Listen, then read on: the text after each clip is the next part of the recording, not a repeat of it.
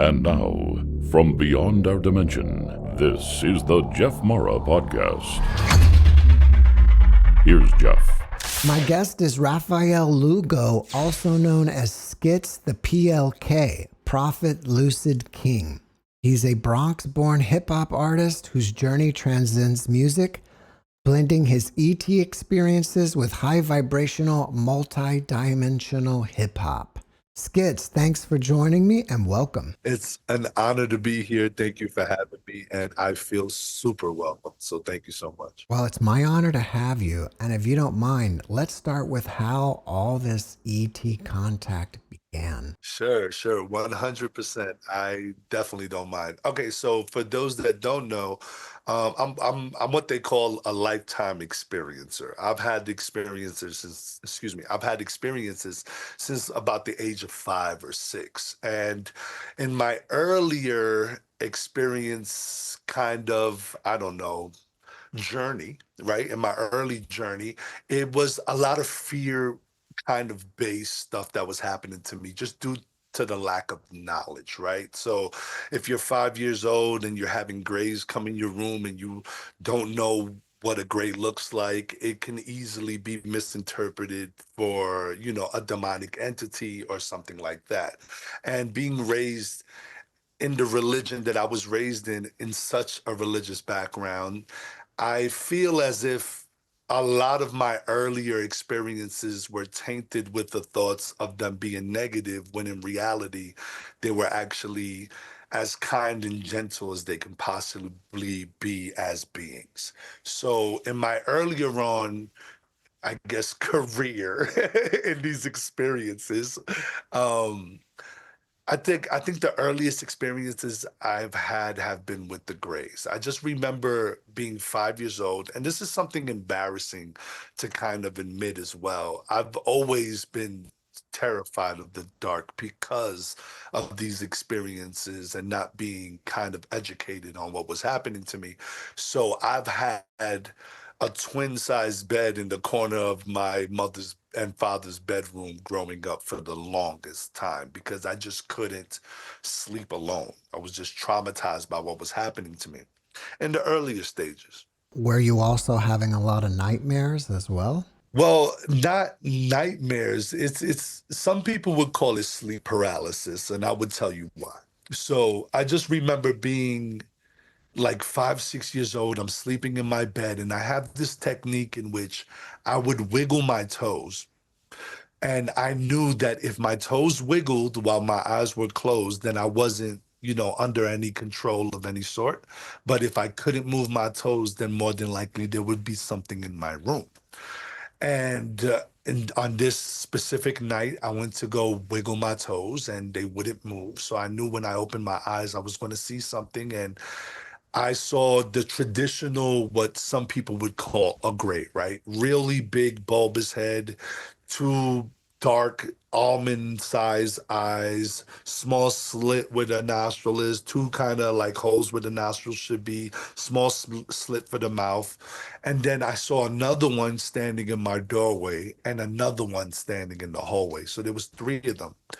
When I noticed this, I instantly went to go scream for my mother, which was sleeping right next to me. And I couldn't. I couldn't move. It was coming out like, "No," like I couldn't even move my mouth to say anything. And then telepathically, in my own voice, as I'm struggling, I hear this voice saying, "We're not here to hurt you. Everything's going to be okay." I start to focus on the gray that was the closest to the bed at the time, and it started moving towards me. And the way that it was moving towards me, it wasn't like walking, right? It was more like a gliding sense. It was almost floating towards me. And as it gets closer and closer to my face, it almost gets to where its nose and my nose is about to rub together, is looking intensely into my eyes, and then I wake up and it's morning. I've had experiences like that maybe through the ages of 5 till about 11. And then they slowed down and ramped up in other ways. Why do you think you've been getting contact your whole life? Wow, that's a good question. I honestly think that when it comes to many experiencers like me, it's generational. So I believe that it's more like maybe a DNA thing, a bloodline thing. Maybe it's my star family that I'm connected to, or maybe it's just on this, planet at this time. I am one of the people that have been kind of picked to communicate a little deeper with these beings, which in retrospect I do believe everybody can have these same experiences with these beings. I don't believe I'm special in any way, shape, or form. I just believe that these experiences came for two major reasons. One being that my mother and other people in my family have been abducted as well, so it could have something to do with that, as well as me being sensitive to energy and having certain, I wouldn't want to call them gifts, but certain things that I believe all humans can do that have been a little bit unlocked and awakened in my mind, I would say. So, do you think it's possible that you were an ET previous to this incarnation, and or could you be a hybrid? 100% do believe that this might be, if not my first incarnation as a human on Earth, I'm new to this human thing for sure. So I'm the type of person that looks up at the stars and feels a longing. I never really fit in groups. Even in this community, as much as I love, ufology and the community in which I try to, help out with the knowledge that I know and the things I haven't been very welcomed just due to some of the ways I choose to express myself and the music that I've chose. So I would say that, yeah, this is my first time being a human, man. Well, if you are a star seed, do you know what your mission is here? Wow. Yeah, I think my mission is to help enlighten as many people as I possibly can to the fact that we're all kind of superhuman without knowing our abilities, right? We can all have these connections to our star family. We can all, be telepathic if needed. We can all remote view. We can all sense energy. I just choose music because I found it to be therapeutic in my experiences to be able to express to people what I know and what I'm being given from the stars knowledge, I would say, right? The school of the grays per se. Besides the Greys, have you encountered any other species of ETs? Yeah, 100%. So the grays were definitely my introduction to having experiences with other extraterrestrials, but I have had contact with what people would say mantis beings and maybe even I wouldn't want to even put a label on this being, but it looks like it was pale in nature. It had on some kind of white garb, elongated head.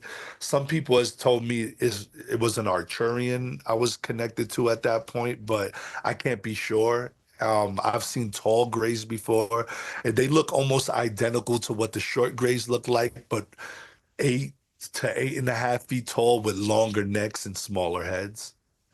So yeah, Do you think you have an implant? that seems to be almost definite.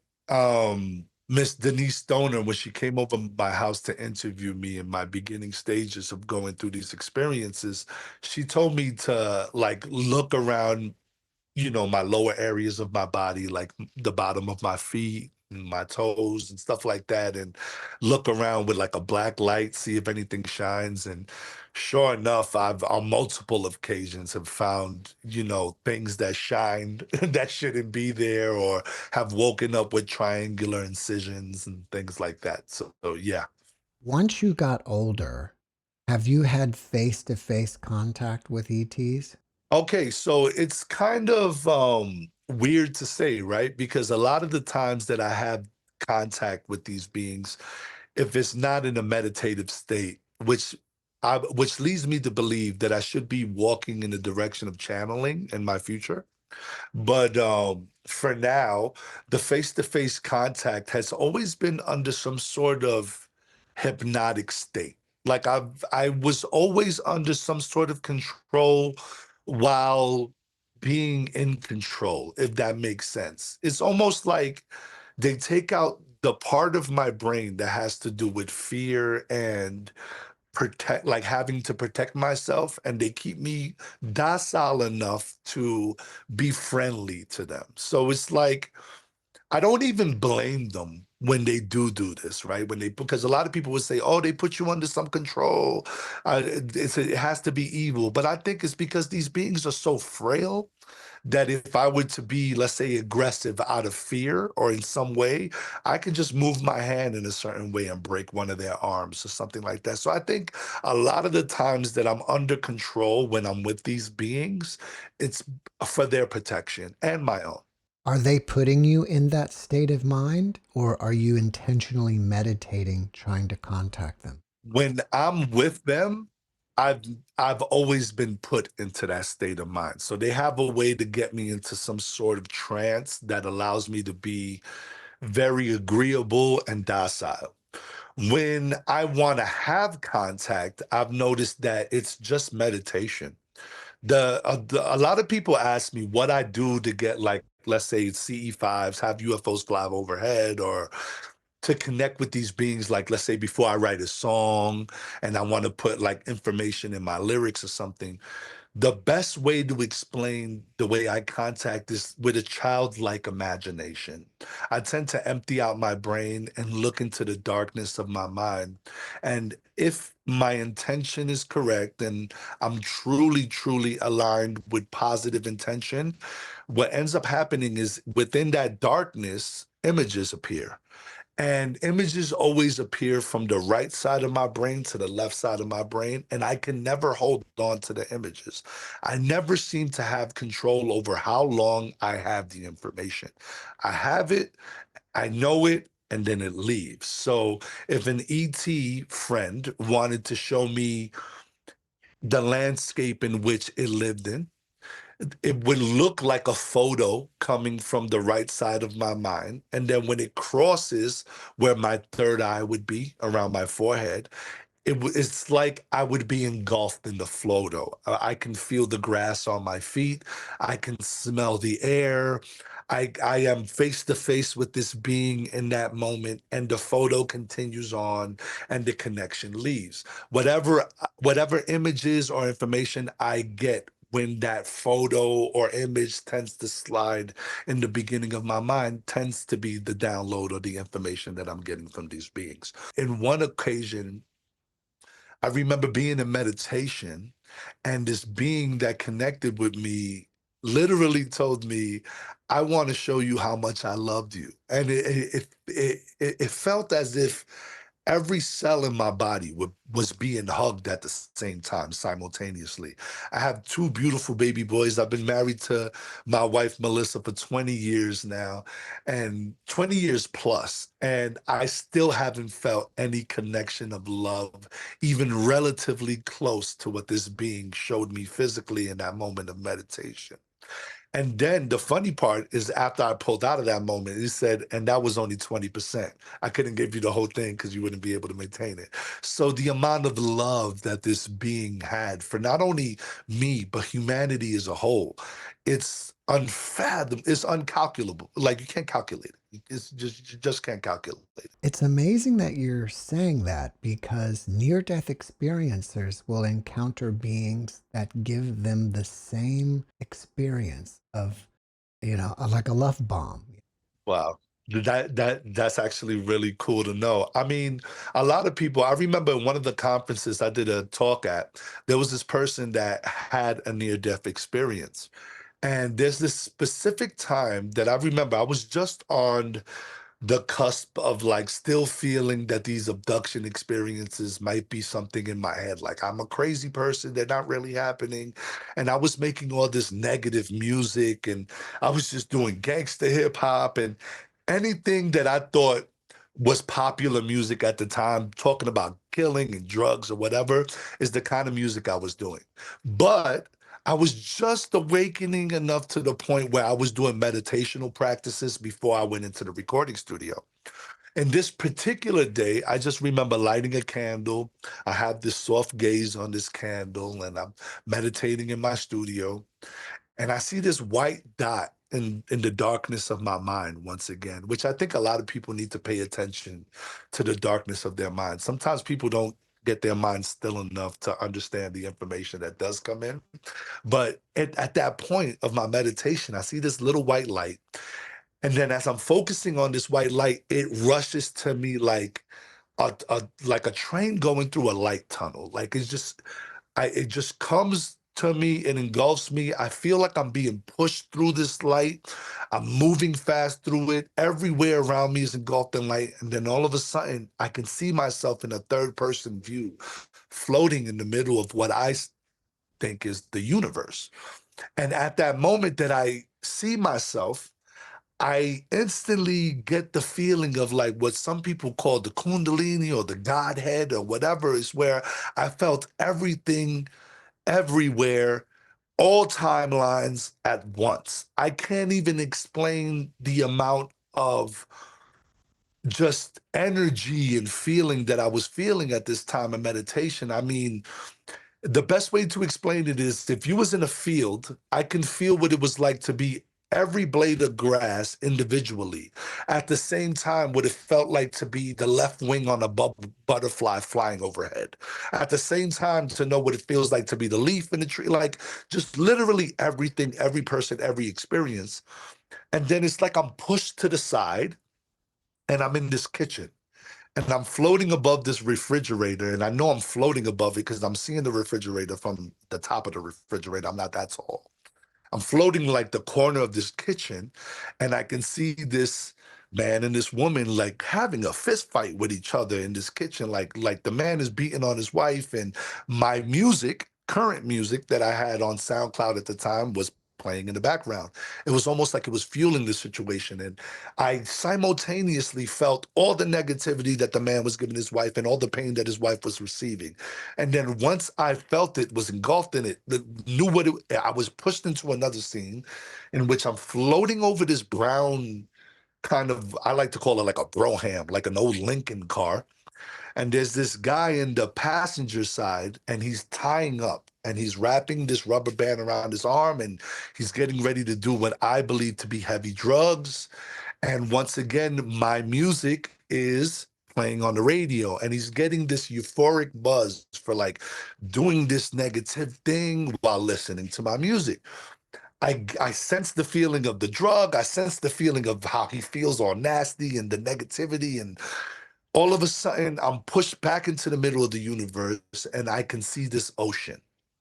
And there's this one singular pebble that drops in front of me into the ocean and then ripples outwards. And then I see that on the other side of the ocean, there's this massive tidal wave, and it's knocking over buildings and cities, and it's just killing people. And I instantly knew that the little music that I was making in my recording studio, I didn't know how much of an effect it was happening on my timeline. Here I am thinking I'm only getting 100 plays on my little trap song or 200 plays, but one of those 100 plays are it's devastating people. It's somewhere in the midst is devastating somebody.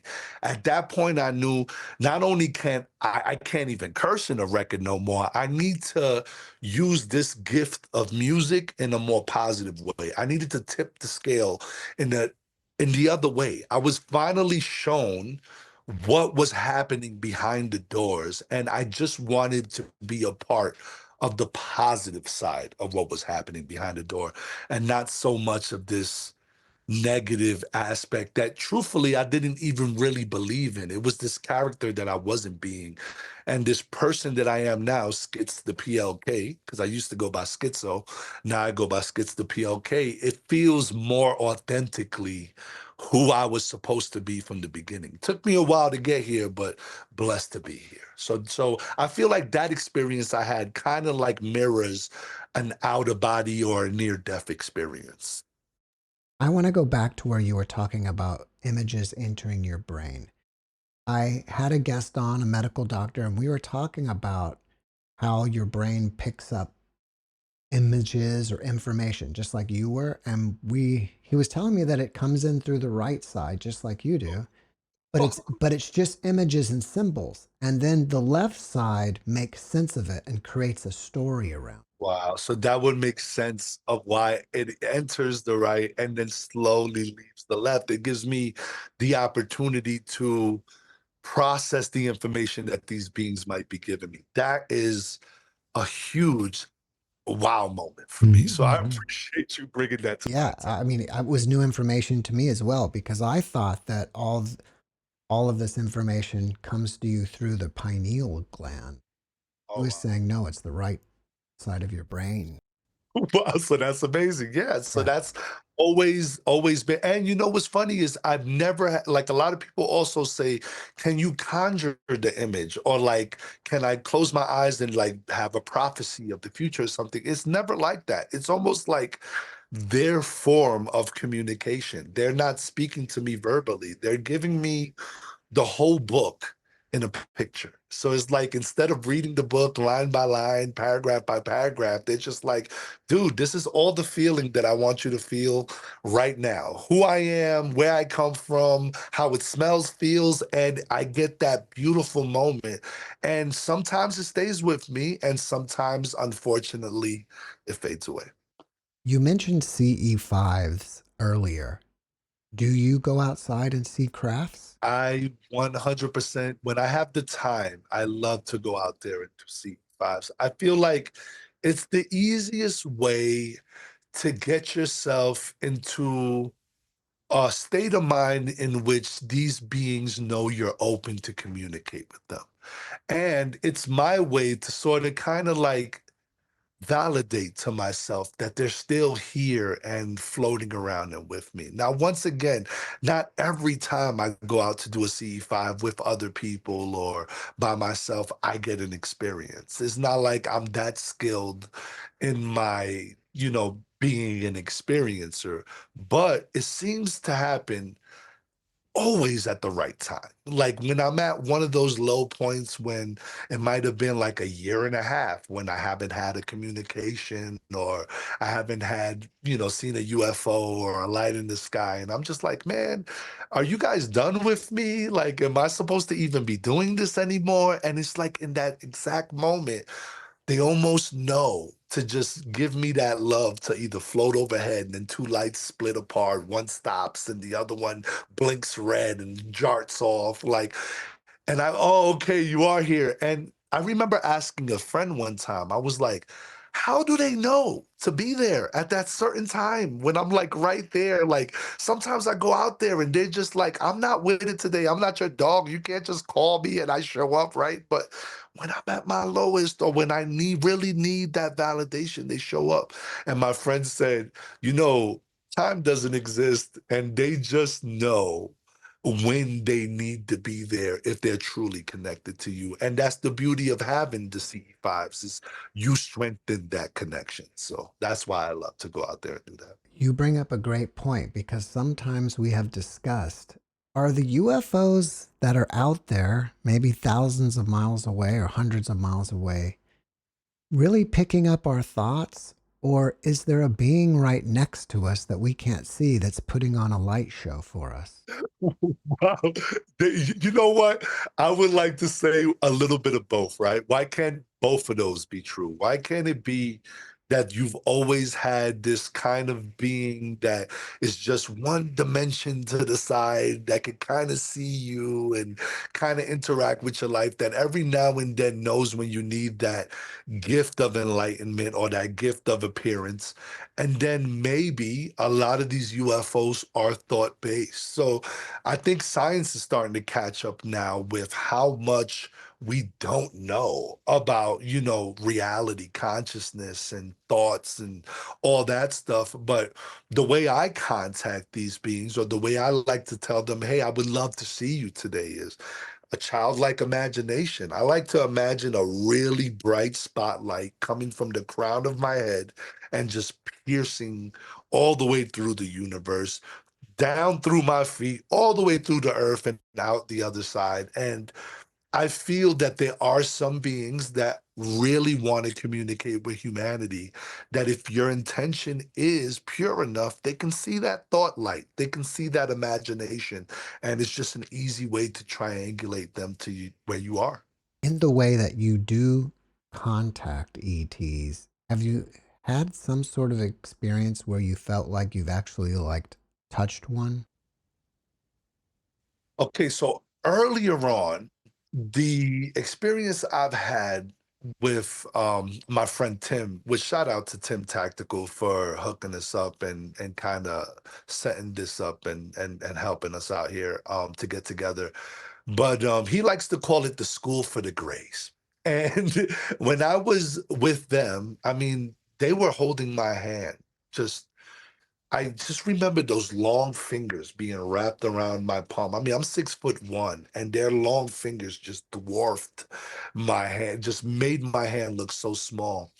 And I just remember their hands feeling almost like dolphin skin. Like if you were to feel what a dolphin feels like if it wasn't wet, like underwater, a stingray, a websuit, that's kind of what they feel like. Really rubbery, but yeah, that's yeah, that's I've touched them that way. Hmm. Have they ever brought you on a craft? And if so, do you remember what it looks like? Yes, I have been on board ship, and I've also believed to have been on a base of some sort, but it could have been a ship as well. These ships can be massive.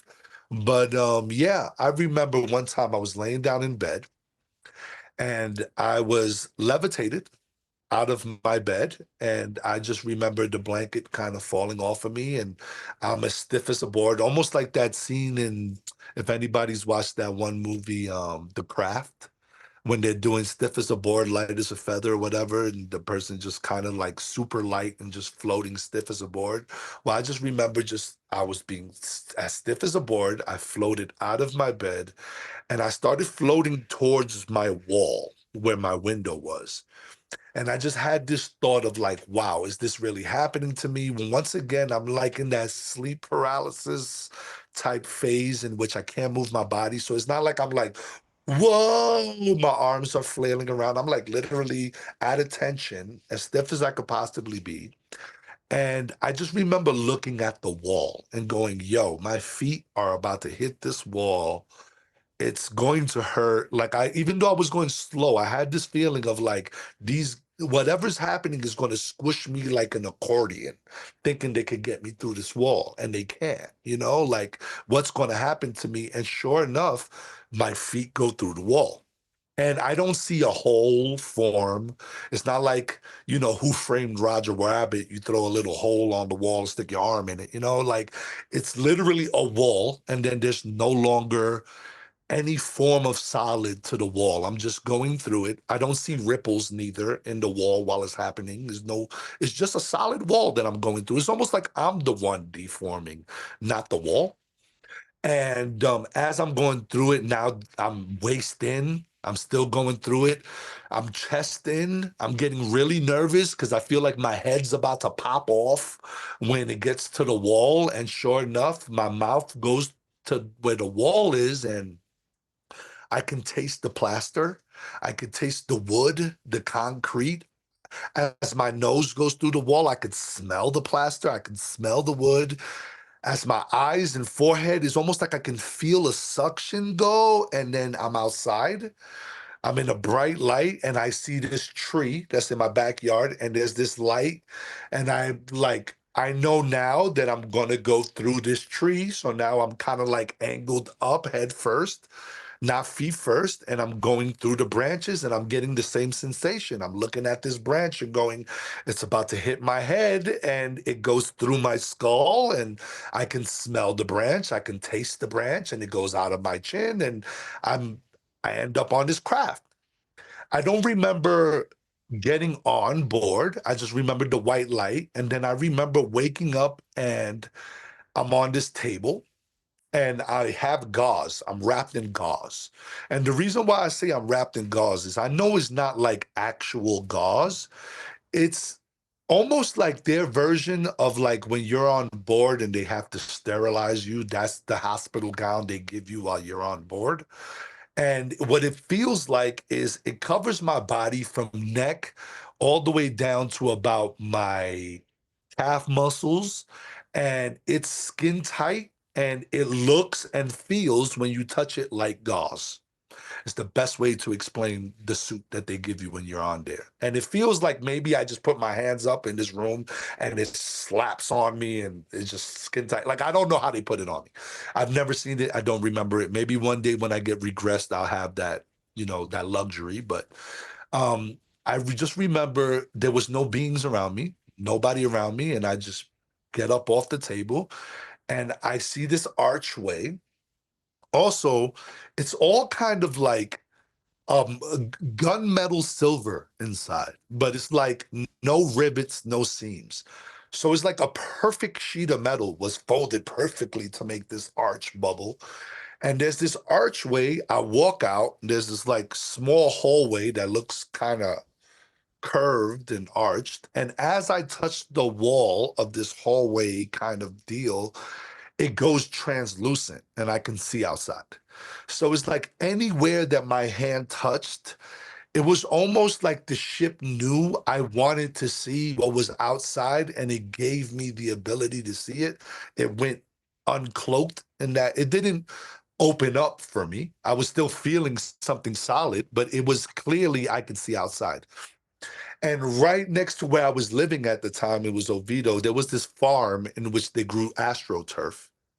And I just remember every time I used to drive by that astroturf, I used to go, I've been there before, and I can't tell you why. I've been there before, I can't tell you why. But on this occasion, I realized why I always felt that. And it looks like they know how to cloak themselves and they just hover above this open field.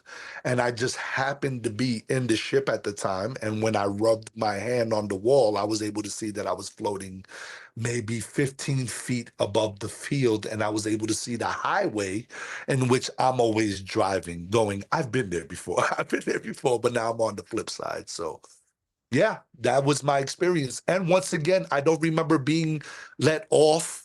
I don't remember seeing a being. I just remember kind of touching the wall, blinking, and I'm back in my bed type deal. It's like I never remember the full journey. It's always a blink and I'm somewhere else, a blink and I'm somewhere else. So there's always those fragmented parts missing in my mind.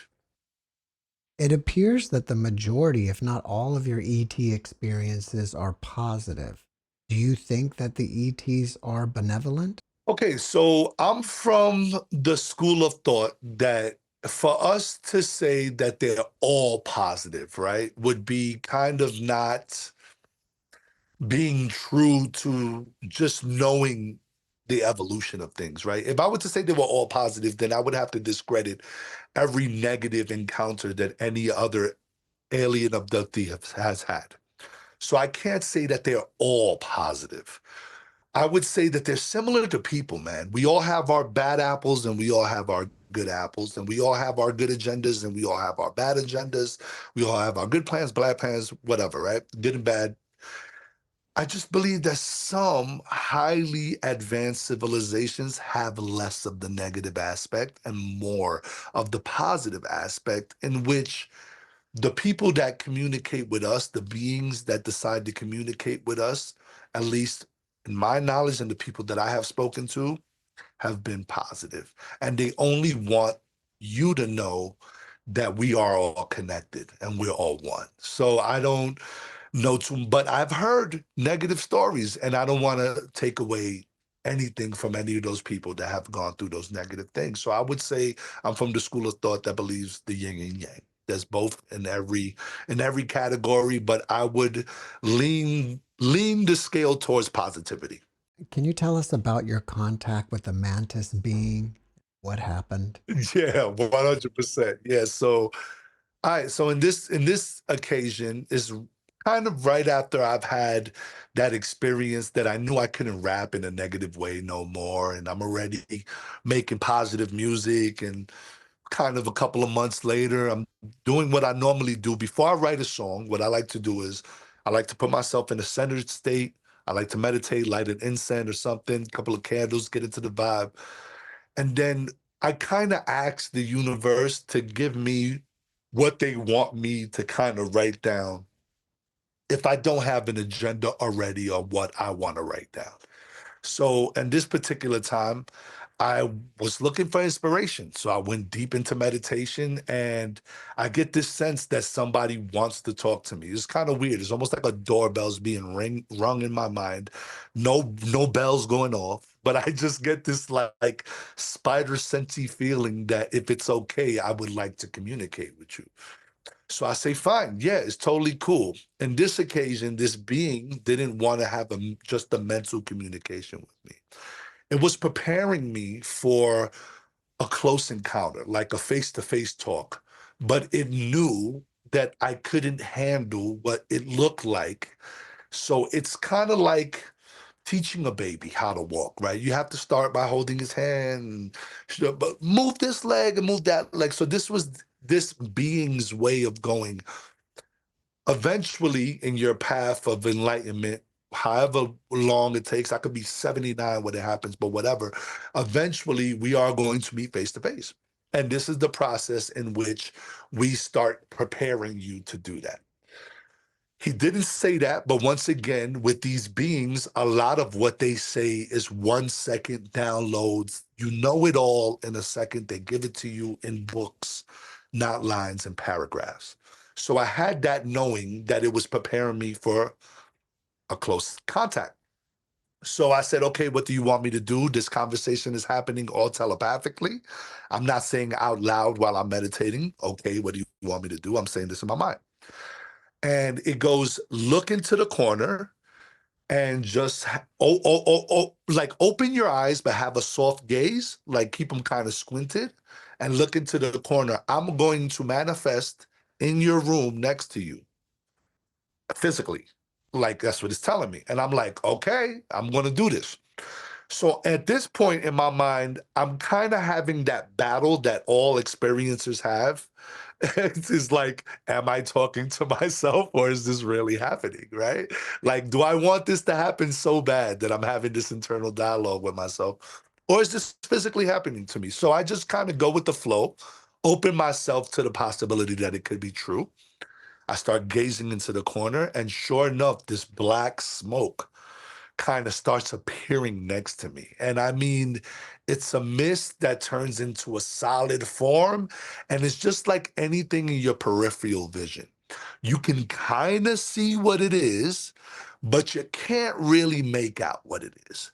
So, what I'm seeing in my peripheral vision is this black figure, probably 8 feet tall, is standing in front of where my recording booth is, which was the closet at the time. So it's taller than my closet and is kind of hunched over in my room. So his head would exceed the ceiling.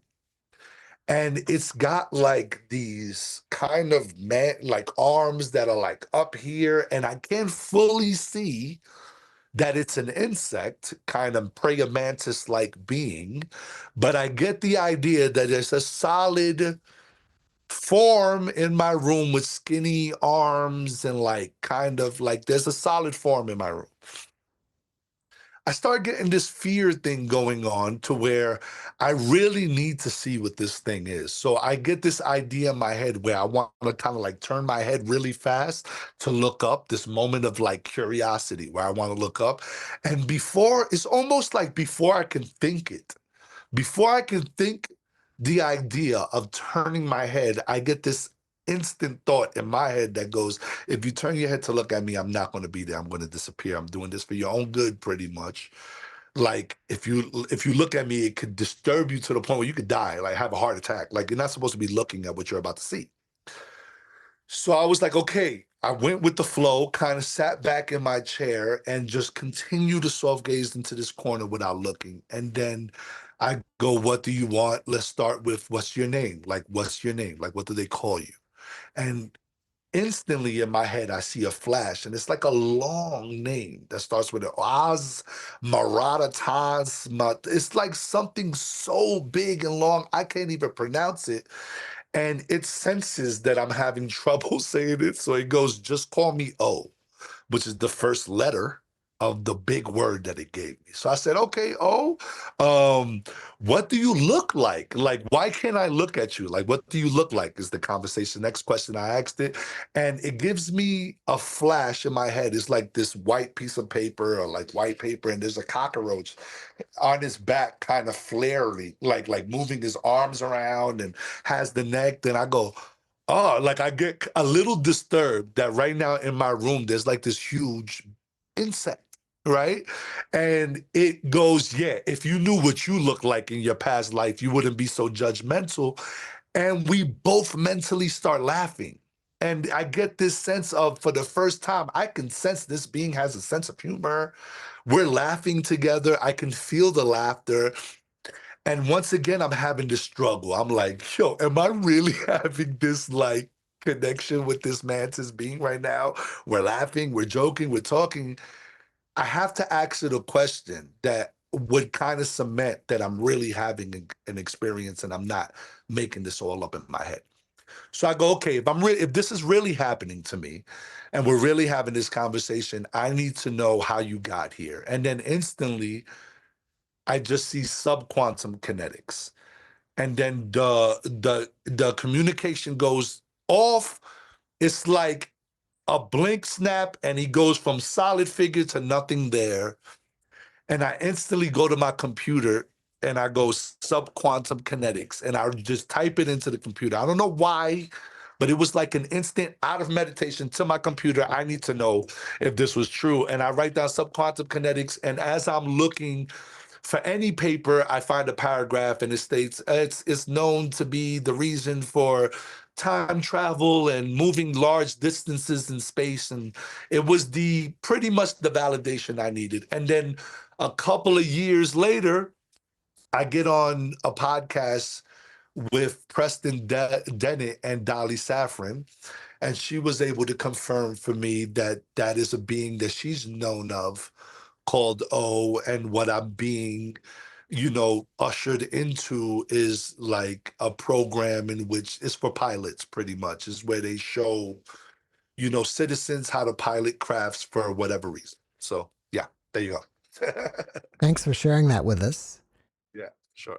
You're part of a documentary called Calling All Hybrids. What is that about? All right. I'm so glad that you asked me about that. Yeah, so this documentary, Calling All Hybrid, that I'm super proud of, was done by my brother Josh Golembeski. He works over at Gaia. He's a really good dude. He'd heard my story as a MUFON investigator and just felt like somebody really needs to tell this guy's story. He's using hip hop music, and he's had such this journey that has been validated by multiple people in the field. And so I started telling him a little bit about my life. And I remember him just going, dude, like, just tell him everything and just be as genuine as possible. And that's pretty much what we did with Calling All Hybrids. It's kind of it's like three main stories that we focus on, which is the beginning that I spoke on here, which is like the three grays. And then we talk a little bit about the hybridization program, or what Tim Tactical likes to call the school for the grays. I hope for you guys to really watch it, leave comments, let us know how you feel about it. And yeah, let me know. Have any messages from the ETs found their way into your music?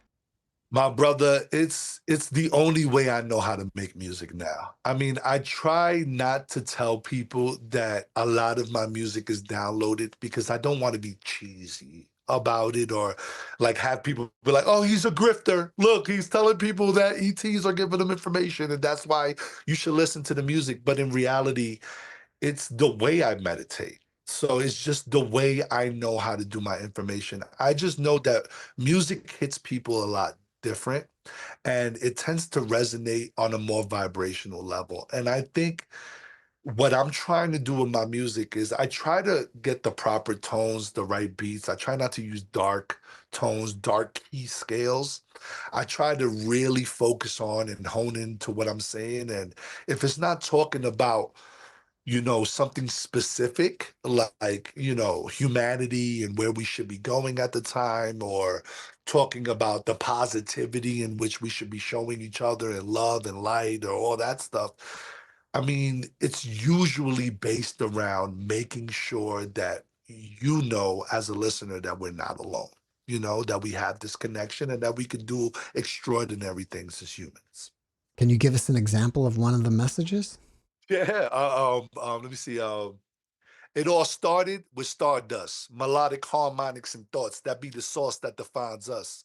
With just a fingerprint of sound, take a second and wait until you get it. It's profound when you find out that your body never weighed a pound, because the truth is we're just energy moving around. Can't you feel it when it's coming through the ground?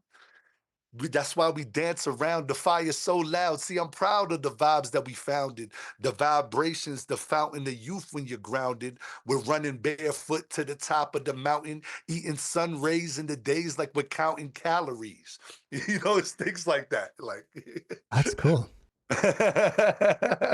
just trying to be as poetic as possible. A lot of people think of hip hop and they go automatically, oh, this guy's a gangster rapper, or he's a hood, or he's drinking lean. But in reality, hip hop has its roots in educating the communities and letting people know about, injustices. And I feel like, why not at this current time use this vehicle of music to be able to just educate people on the fact that we're not alone. I mean, I've been talking about UFOs and abductions for years now. And then if you look in the media, what are you seeing?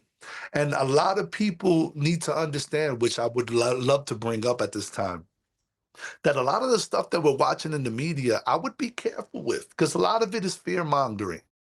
And we don't want to attach fear to these positive experiences. We want to kind of have this childlike look into what's happening. Now, I understand that a lot of military personnel and government people, which have the right to feel as if they need to protect our country because they don't know. This could be, an alien invasion. They could be attacking us. But if they wanted to do it, I believe that they would have done it already. So I don't think that's the key thing we should be thinking about with all these UFOs and lights in the sky. I think we should be focusing on the message that we feel when we see these lights. How do you feel? Do you get this feeling of positivity? Do you get this feeling of fear? Like, gauge that feeling and then follow your own heart. Usually is the compass to the right place to go.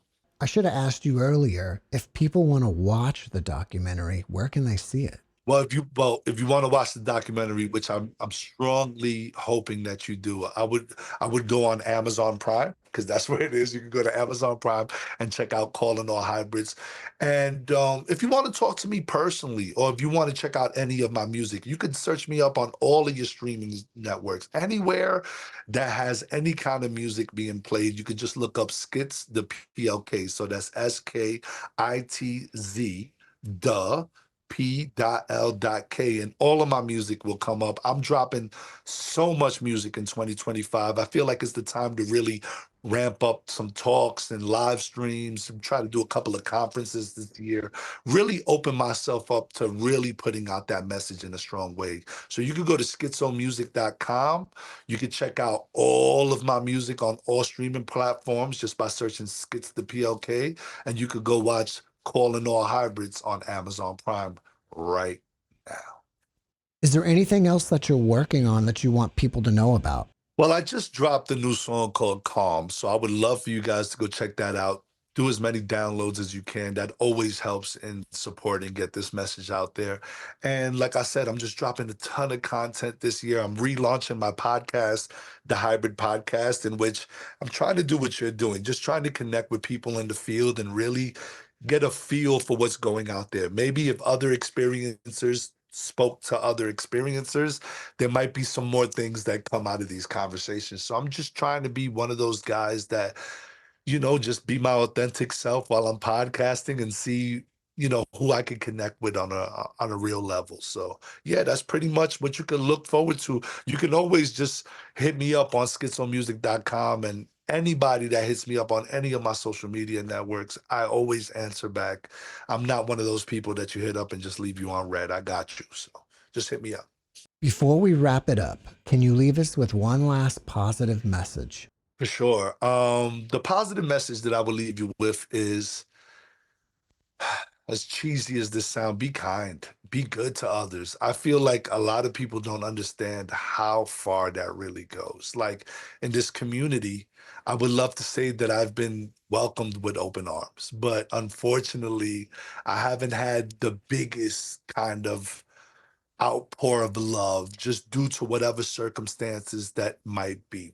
Just know that no matter what happens, love is everything, connection is everything. And these experiences that you might be having or might not be having are real. They're real to you. But I do urge you to go search for help because you might be one of those people that need the help. So I would say before you go off and say, hey, I've been abducted by aliens or I hear voices in my head, truly do the work, the research, and search to make sure that everything is ordered and is in order as far as your mental health goes. And then if everything's in order, connect and have that genuine connection and see how far it goes because you'll be surprised to see what you accomplish and what you come up with. So that's about as positive as I could get. Skits, thank you for your message and thank you for being my guest. Thank you so much for having me. I've had a blast. Thank you so much. Thanks for watching the JeffMara podcast. I really appreciate you. Another way to show support is through YouTube memberships. And if you do, there are loyalty badges and other perks depending on your level of membership. All you need to do is click the join button underneath the video to find out more. Thank you for your support.